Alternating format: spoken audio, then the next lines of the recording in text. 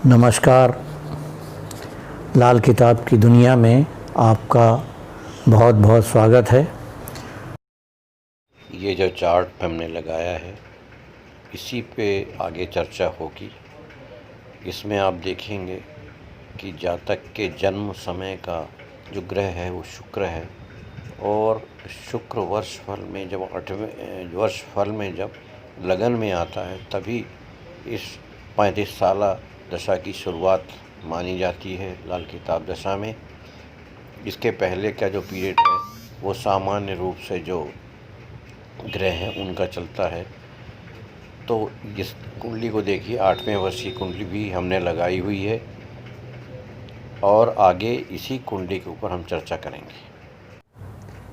मैंने पिछले वीडियो में एक कुंडली का ज़िक्र किया था और ये बताया था कि मैं इसके ऊपर आगे डिस्कशंस बढ़ाऊंगा एग्ज़ाम्पल से, जिससे क्या होगा कि समझने में भी आसानी होगी।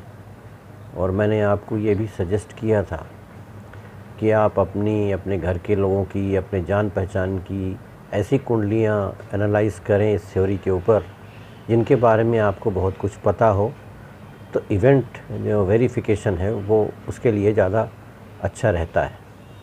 मैंने भी यही किया है। ये प्रस्तुत कुंडली मेरे जान पहचान का ही है, मैंने इनके बारे में जानता हूँ, इसके लिए मैं इसको प्रस्तुत कर रहा हूँ। और इनके बारे में की गई भविष्यवाणियाँ सही भी हुई थी, इसलिए मैं सोचता हूँ कि ये आपके सामने मैं रखूँ। तो ये जो कुंडली है पारंपरिक रूप से मकर लग्न की कुंडली है। अब जब हम इसको लाल किताब कुंडली में कन्वर्ट करते हैं तो लगन में 1 नंबर आ जाता है। ये काल पुरुष की कुंडली भी कहलाती है। तो इस कुंडली के ऊपर हम आगे चर्चा करेंगे। तो मैंने इस पे जो पॉइंट्स दिए हुए हैं आप देखना कि सबसे पहले इसके बचपन के बारे में हम एनालाइज़ करने की बात कर रहे हैं, क्योंकि जब किसी कुंडली के बारे में हम एनालाइज़ करें तो शुरू से लेके आखिरी तक करें तो ज़्यादा सही है। हालांकि इस पे मैं कोशिश करूँगा कि बिना कारण की डिटेल में ना दूँ, क्योंकि ये एक वीडियो लेसन टाइप का है। इसमें मैं जितना ज़्यादा जाऊँगा उतनी बोरिंग हो जाएगा ये। तो इसको समझाने के लिए मैं टिप्स दूँगा, इसको आप टिप्स ही समझिए, उसकी डिटेलिंग्स आप खुद करिए। तो टिप्स में ये है कि बचपन की जब हम बात करते हैं तो जो उसकी आयु होती है 1 वर्ष से लेके 6 वर्ष तक शनि के कंट्रोल में होता है, और 7 से लेके 12 वर्ष तक राहु के कंट्रोल में होता है। मैं ये प्रभावी ग्रह वर्ष की बात कर रहा हूँ, जो मैंने पहले भी चार्ट में लगाया था, और अभी संभव होगा तब भी मैं वो प्रभावी ग्रह वर्ष का चार्ट लगा दूँगा। आप इसमें देखना 1 से 6 और 7 से 12। अब आपने लाल किताब में ये पढ़ा होगा कि 12 वर्ष की आयु तक की कुंडली नाबालिग कुंडली भी होती है, और उसके उपाय उस प्रकार से नहीं बताए जाते जैसे बड़ों की कुंडली में बताए जाते हैं। वो इसलिए है कि ये माना गया है कि 12 वर्ष की कुंडली तक जिसकी होती है, 12 वर्ष की जो कुंडली बनी होती है उसमें उसके पूर्व जन्म का प्रभाव ही चलता रहता है। 12 वर्ष के बाद उस प्रभाव से वो मुक्त होता है, तब जाके उसके अपनी इस वर्ष की तकदीर चलती है। ये लाल किताब में ही है। और 72 वर्ष के बाद भी किसी की किस्मत का भरोसा नहीं है, ये भी लाल किताब में है। तो 72 वाली चीज़ मैं बाद में बोलूँगा, अभी 12 वर्ष की बात बताता हूँ। अब ये कुंडली मैं जो रख रहा हूँ इसमें आप देखिएगा कि ग्रहों की स्थिति मैंने दी हुई है, इसलिए दोहरा नहीं रहा हूँ, सिर्फ आप उसको देखिए। जो जो पॉइंट मैं करूँगा सिर्फ उसी की बात करूँगा। तो सबसे पहले मैं इसके ऊपर तर्क की बात कर लूँ। लाल किताब में लोग बाग इसके नाम से बहुत सी भ्रम फैलाते हैं कि लाल किताब के टोटके और इस ग्रह को उधर पहुंचा के अपनी तकदीर बदल लो, ये सब ये टोटके जो बोला जाता है, पर्सनली मुझे इससे बहुत चिढ़ है। क्योंकि टोटके का मतलब होता है कि जिसके पीछे कोई तर्क ही नहीं हो। हमने ऐसा काम कर लिया जिसके पीछे कोई तर्क नहीं हो, और कभी कभार फ़ायदा भी हो गया। लेकिन मुझे जितना मालूम है, लाल किताब में जितनी भी चीज़ें बताई गई हैं भले ही उन सब चीज़ों की डिकोडिंग अभी तक नहीं हो पाई है, उनको टोटका नहीं कहा सकते, क्योंकि हर एक के पीछे एक तर्क है, उस तर्क के ऊपर वो चलती है चीज़। अब वो तर्क हमारे समझ में नहीं आए तो हम उसको टोटका कह लेते हैं। तो बहुत से विद्वान लगे हुए हैं इसके ऊपर कि इन चीज़ों के तर्क निकल आए।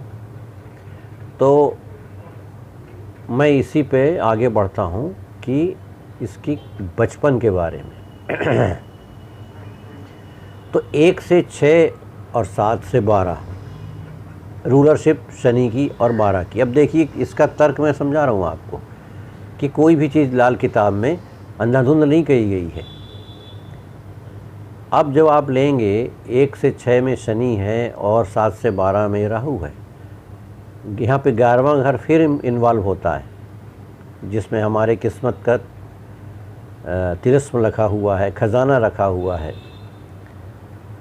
तो क्या है कि 11वें घर में ही शनि की अदालत भी लगती है। आपने याद होगा, मैंने पहले भी बताया, लाल किताब में भी लिखा हुआ है कि शनि की अदालत 11वें घर में लगती है।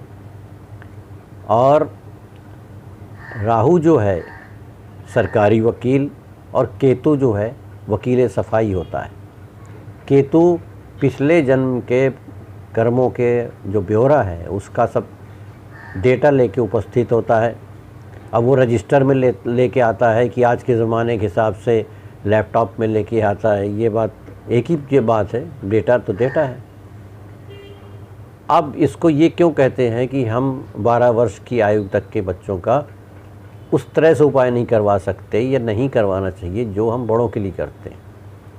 देखिए, जो भी 1 से लेकर 6 साल तक की डीड्स हैं, जो भी कर्म बच्चा करते, तो उसके वो इन्फेंट स्टेज होती, वो क्या करेगा, वो जो भी है उसका, वो तो खुद शनि की देख रेख में हुआ। तो शनि उसके ऊपर क्या दंड लेगा, क्या फैसला देगा। ये बात तो यही ख़त्म हो गई, माफ़ी वाली, माफ़ी मिल गई उसको अपने 1 से लेकर 6 साल की उम्र तक। अब बाकी है 7 से 12, ये राहु का है। राहु जो है सरकारी वकील है। जब सरकारी वकील के अंडर में ये चीज़ है 7 से 12, तो वो ये अपना आरोप ही क्यों लगाएगा 7 से 12 साल के अपने क्लाइंट के ऊपर? कोई आरोप नहीं लगाएगा। जब आरोप ही नहीं लगाएगा और जब जो मुंसिफ है वो सुनेगा ही नहीं, तो कोई मुकदमा बना ही नहीं। केतु भले ही वहाँ अपना रजिस्टर लेके खड़ा है कि जब बारी आएगी तो मैं बोलना शुरू कर दूंगा। तो इसीलिए 1 से जो 12 तक की जो स्थिति है उसमें ये मना किए गए हैं। उसमें एक प्रोविज़न रखा गया है कि मान लीजिए बच्चे की तबीयत ख़राब हो गई या और कुछ ऐसी परेशानी आ गई जिसका मेडिकली कोई इलाज नहीं हो पा रहा, तो ऐसे इमरजेंसी केस में उपाय किए जाते हैं। लेकिन जैसे मैंने बताया, इमरजेंसी केस ही होना चाहिए। ऐसा नहीं कि उसको सर्दी आई, छींक आ गई तो आप शुरू हो गए, वो नहीं। इमरजेंसी वाली चीज़ पे होता है ये। तो उसमें भी जो उसके नियम हैं लाल किताब के, वही फॉलो होते हैं। उसमें हर साल के हिसाब से हैं कि जैसे पहले साल का बच्चा है तो उसके लिए किस खाने का उपाय किया जाएगा, खाने नंबर में जो ग्रह होगा उसका उपाय करेंगे, या वो अगर वो खाना खाली पड़ा है तो उस खाने का जो पारंपरिक कुंडली के हिसाब से जो मालिक होगा उसका उपाय किया जाता है। तो इसकी भी चार्ट मैं लगा देता हूँ, आपको आसानी हो जाएगी कि इस वीडियो में बोलने से कोई मतलब नहीं कि ये आप सुनेंगे और उसके बाद भूल जाएंगे। तो आप उसको देख लीजिएगा कि 1 से लेके 12 तक के दिए हुए हैं कि पहले साल में कौन सा खाना इसके लिए बोलेगा, दूसरे के लिए कौन सा खाना बोलेगा, तीसरे के लिए कौन सा खाना बोलेगा। इसमें खाने बोलते हैं कि जैसे मान लो चौथे साल में बच्चा बीमार पड़ गया है, कोई ऐसी हो गई, तो उसके लिए जो एक डेजिग्नेटेड खाना जो अभी मैं लगा रहा हूँ, वो खाना खुद ही चीख चीख के बोलता है कि मेरे पास इसका इलाज है, इसका उपाय मुझसे लो। तो आप उससे लेंगे। बाकी वो वर्ष कुंडली और ये सब बिल्कुल नहीं देखेंगे आप, कि यहाँ से ये लिया और वहाँ से वो लिया और ऐसा किया। बड़ों वाले उपाय बिल्कुल नहीं करना चाहिए। कि जैसे आपने देखा होगा दवाओं में भी बच्चों के लिए डोज जो हैं अलग तरीके के होते हैं, बड़ों के लिए अलग तरीके होते हैं। इसी तरीके से अब लाल किताब में भी बच्चों के लिए अलग तरीके के उपाय किए जाते हैं और बड़ों के लिए भी अलग तरीके के उपाय होते हैं। और 12 साल का जो क्राइटेरिया है उसके पीछे क्या लॉजिक है वो मैंने आपके सामने रख दी, जो मेरे समझ में आया है कि इसमें क्यों नहीं हम कर सकते हैं। क्योंकि यहाँ शनि भी वही बैठे हैं जो कि उनके देख रेख में हर काम हो रहा, और राहु जो है कुछ नहीं बोल रहा है। तो इस तरह से हमें आगे चलना चाहिए कि बचपन में इसकी स्थिति क्या थी ये देखते हैं, और क्या उपाय इसमें लगेंगे ये भी देखते हैं। तो सबसे पहले हमने इसके बचपन की देखा। तो बचपन में हम अगर ये देखते हैं तो पूरी हिस्ट्री संभालने से कोई मतलब नहीं है कि एक ज़िंदगी जो है बहुत बड़ी एक दास्तान बन जाती है। तो कुछ चुनी हुई चीज़ें हम लेते हैं। इसमें हम ये लेते हैं कि ये इसकी एज जब 11वें वर्ष की जो आयु थी सॉरी, तो यहाँ पर कुछ मानसिक समस्या दिखती है। ये एक इशारा मैं कर रहा हूँ आपको। ये जो मानसिक समस्या थी ये तकरीबन 6 महीने तक परेशान करती है, और ये समस्या इतनी गंभीर रहती है कि ये मेडिकल साइंस के भी पकड़ में नहीं आती। अब देखिए यहाँ पे भी मैं आपको बता दूँ ये क्यों पकड़ में नहीं आई, क्योंकि ये राहु के टाइम में ही हुई। राहु के टाइम में कुछ भी अगर होता है तो उसको मेडिकल साइंस पकड़ नहीं पाती बिल्कुल। अच्छे से अच्छे सोफिस्टिकेटेड इंस्ट्रूमेंट भी फेल हो जाते हैं, समझ में नहीं आता, क्योंकि वो भ्रम पैदा करता सिर्फ। तो यहाँ भी ये हुई। तो ये एक ऐसी समस्या पैदा हुई जिसकी वजह से सारे जो इसके टेस्ट थे वो किए गए, कुछ नहीं मिला। जब कुछ नहीं मिला तो और भी तरीके देखे गए, उनमें भी कुछ नहीं हुआ। लास्ट में जब ट्रीटमेंट चला सिम्टोमेटिक ट्रीटमेंट के हिसाब से, तब इसको वो चीज़ माफ़िक आई और आराम हुआ। लेकिन ये सब होने में राहु का टाइम भी निकल गया, 12वां साल उसका निकल गया। इसके बाद ये ठीक हुआ। लेकिन जो बेस था ये राहु का जो टाइम था, और राहु ने अपने टाइम में जो भी किया, जो भी उसकी हरकत थी वो पकड़ में नहीं आई, और ये समस्या हुई। ये आप चेक करिएगा अपनी सामने इस कुंडली को रख के तो आपको समझ में आ जाएगा कि ये समस्या किस डिग्री की थी और इससे आने वाले समय में और क्या हुआ उसके बारे में मैं आगे आपको बताऊंगा। अभी मैंने आपको एक पहला चैप्टर ये जो आपका खोला है, पहले पॉइंट का एक्सप्लेनेशन दिया है, और इसके पीछे मैंने तर्क भी दिया है ऐसा क्यों है। ये समस्या हुई, समस्या का समाधान भी हुआ, लेकिन कारण समझ में नहीं आया। और कारण क्यों समझ में नहीं आया कि इसके कारण के पीछे राहु छिपा हुआ था। तो ये चीज़ जो है सामने आ गई, ये सिद्ध हो गया कि 12वें साल की थ्योरी यहाँ चल रही थी। और ये मैं सिर्फ अपने लाल किताब कुंडली के हिसाब से चल रहा हूँ, वैदिक को टच भी नहीं कर रहा हूँ। वैदिक का टच सिर्फ इतना ही रहेगा कि राशिपति जो है या राशि स्वामी हैं उसको मैं देखूँगा बस। जहाँ तक दशा महादशा अंतरदशा जो भी लाल किताब के हिसाब से चलेंगे उसके हिसाब से मैं चलूँगा। इस वीडियो में जो दिया गया है, जिस पॉइंट पे मैं डिस्कस कर रहा हूँ, इसको मैं अगली वीडियो में भी आगे ले जाऊँगा, क्योंकि ये पूरा टॉपिक एक वीडियो में पूरा होना मुश्किल है। और इसी प्रकार मैंने जो पॉइंट्स शुरू में दिए हैं, बचपन के बाद दूसरे जो पॉइंट्स दिए हुए हैं उनको भी मैं उसके हिसाब से ही ले जाऊंगा।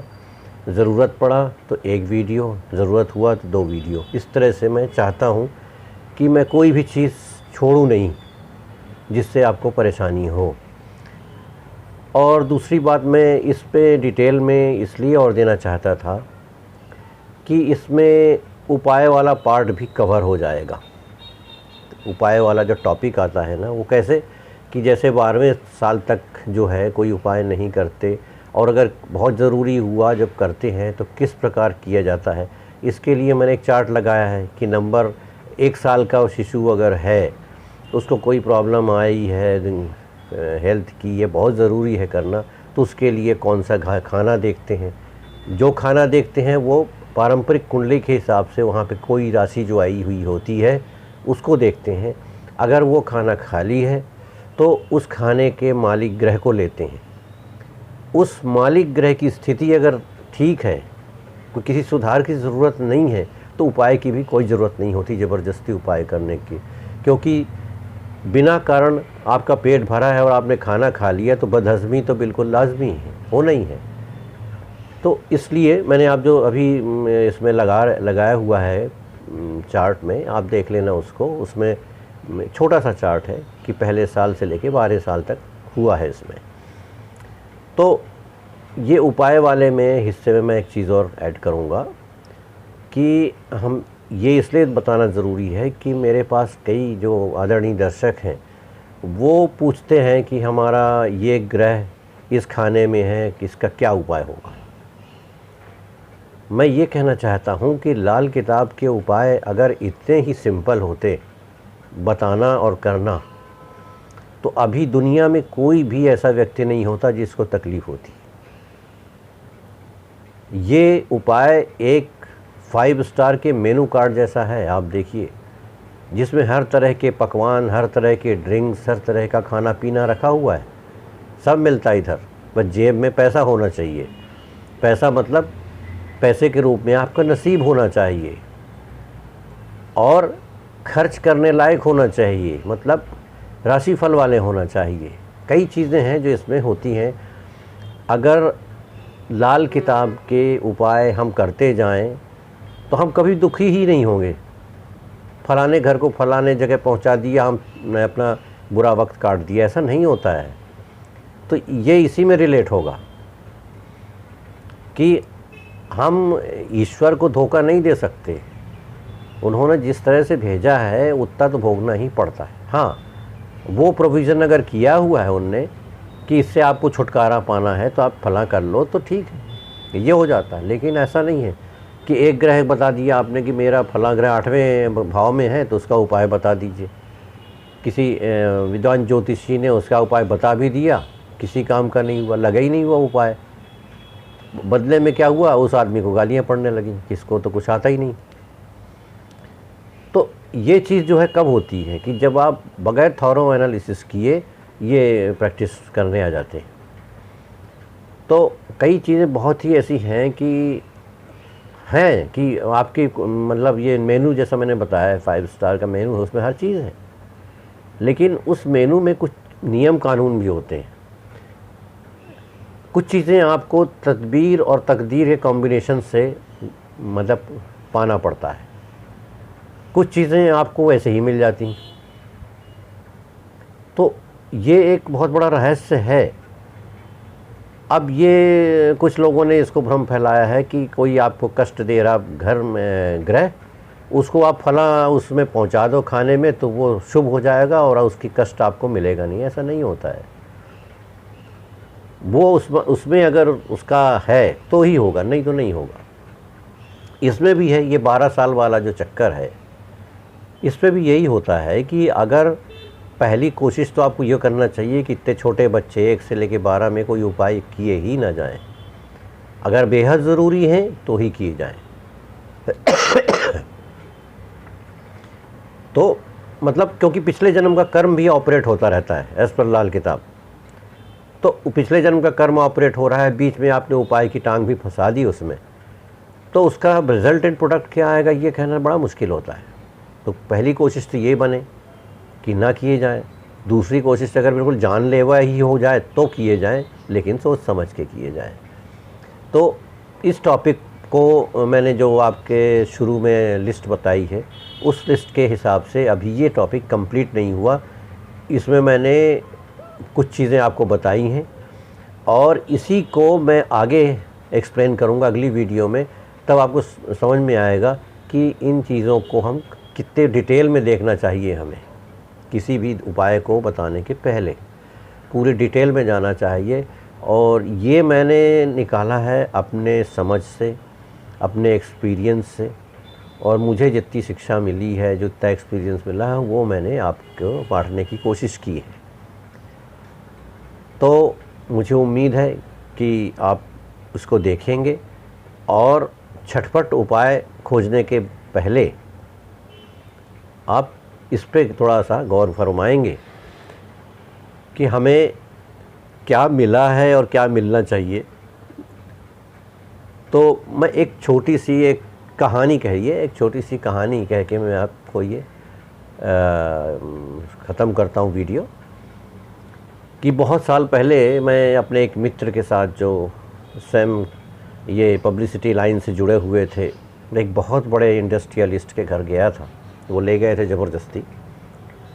आलीशान मकान, गाड़ियों की लाइनें लगी हुई, और उनके जब ड्राइंग रूम तो नहीं बोलना चाहिए, हॉल इतना बड़ा, उसमें कांच की बहुत लंबी चौड़ी एक डाइनिंग टेबल लगी हुई, वहाँ हमें बिठाया गया। थोड़ी देर में वहाँ के जो मेन मुखिया थे वो आए, बिल्कुल झकाझक सफ़ेद कुर्ता पजामा पहने हुए, सोफिस्टिकेटेड अंदाज में वो बैठे आके, बहुत जेंटलमैन थे वो। उन्होंने बैठे, फिर कहा कि आप लोग सुबह सुबह आए हैं तो थोड़ा नाश्ता करके जाइए। मैंने कहा नहीं सर, नाश्ता तो नहीं, मैं चाय पी लूँगा अगर आप चाहें। तो ठीक है, उन्होंने चाय का अपने जो वहाँ पे कर्मचारी थे उनको ऑर्डर दिया और कहा मेरा नाश्ता लाओ। उन्होंने कहा माफ़ कीजिएगा, मुझे डॉक्टर ने इस टाइम में नाश्ते के बाद ये गोलियां खाने को बोला, इसलिए मुझे खाना पड़ेगा। मैंने कहा जी बिल्कुल, आप कंटिन्यू करिए। उनके वो एक छोटी सी दस्तरी में 8-10 गोलियां पड़ी थी। थोड़ी देर में उनका जो नौकर है वो प्लेट में एक सूखी रोटी और एक छोटी सी कटोरी में शहद लेके आया। मेरे सवालिया उसको देख के चेहरे को, उन्होंने कहा एक्चुअली क्या है कि मेरे को ये बीमारियां हैं तो डॉक्टर ने डाइट कंट्रोल के हिसाब से बोला है कि बग़ैर घी तेल की रोटी की सूखी रोटी और ये शहद अगर आप खाएं तो आपका स्वास्थ्य अच्छा रहेगा। मैंने कहा ठीक है, डॉक्टर ने जो बोला उसको फॉलो करना चाहिए। फिर ठीक है, उनकी जो बात हुई, हम बाहर आ गए। मैं काफ़ी देर सोचता रहा कि ये क्या नसीब है कि करोड़ों के नसीब लेके पैदा हुए और सैकड़ों की रोटी खा रहे हैं। ये एक नसीब है। यहाँ कहाँ का कोई उपाय काम करना है। ये तो वो लिखवा के आ गए ऐसा कि भाई करोड़ों तो रहेंगे, आप देखते रहिए, लेकिन खाना तो वो सैकड़ों वाली है। तो मैं इस टॉपिक पे आऊँगा और इस पे जो डिटेल बाकी बचा हुआ है उसको मैं नेक्स्ट वीडियो में डिस्कस करूँगा और आगे करूँगा। आपका सहयोग बना रहे और आप अच्छे रहें। नमस्कार।